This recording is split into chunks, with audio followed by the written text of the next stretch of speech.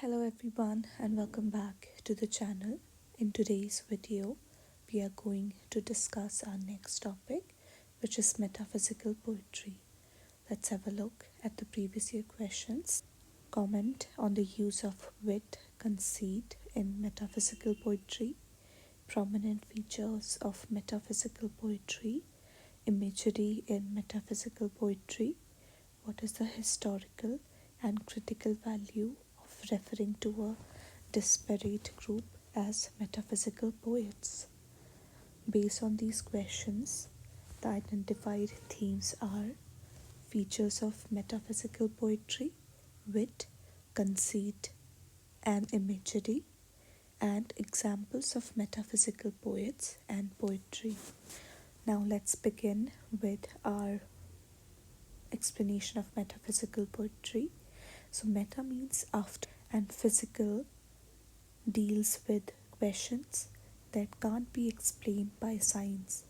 It is the term given to the poetry written in Jacobean England between 1590 to 1660. Examples of the poet include John Donne, whose poems are given in our syllabus, which we'll be discussing in detail when we discuss section A.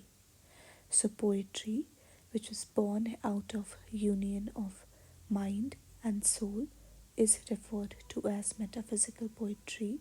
It was a union of thoughts and emotions, sublimity and triviality, and was also about exploration and philosophy of life.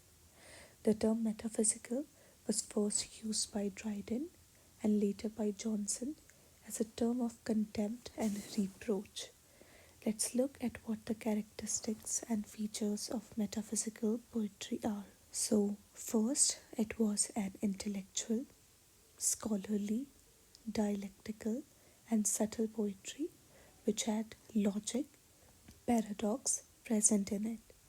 As we know, poetry is often associated with romance, which in turn is further associated with imagination, a little away from reality, too good to be true, and optimism.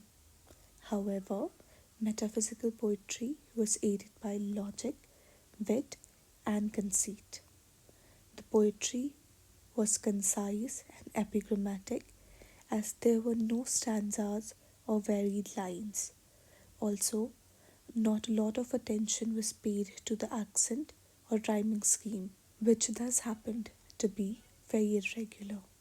There was drama present in poetry, as beloved was addressed not as submissive or sentimentally, but in a way that was offensive to the readers. Now, a major feature of metaphysical poetry is the use of images to describe any particular event or situation, which usually, when we talk about poetry, is associated with nature. Example of it can be seen in poems written by William Wordsworth. But as for metaphysical poets, the imagery was not regarding nature, but different spaces like astrology, theology, medicine, and even philosophy. Example, John Donne compares his beloved to an angel who provides a heaven like Mahomet's and bed as love's hallowed temple. The genres of the metaphysical poetry include love and death as union of souls.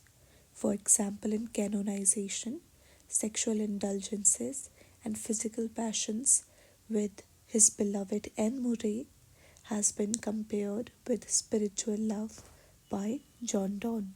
The wit was also present in poetry, that is, a well thought over use of hyperboles, satire, irony, etc. In canonization, poem by John Donne, who was also known as monarch of wit, he compares tears hyperbolically as heats of passion and plague. The emotional and spiritual elements were present along with the rational concrete life rather than vague comparisons and parallels drawn with nature. Example of the poet is John Donne, as he compared lovers as saints. Metaphysical poetry was born not out of some creative inspiration, but just by the fact that writing is something an educated gentleman of that time would do. So, in order to fit in the society, metaphysical poets started creating poetry. The poetry is not the easiest to understand in the first reading because it does not use the easiest language. But we need to sit down and have clear understanding after we pay attention to the poems.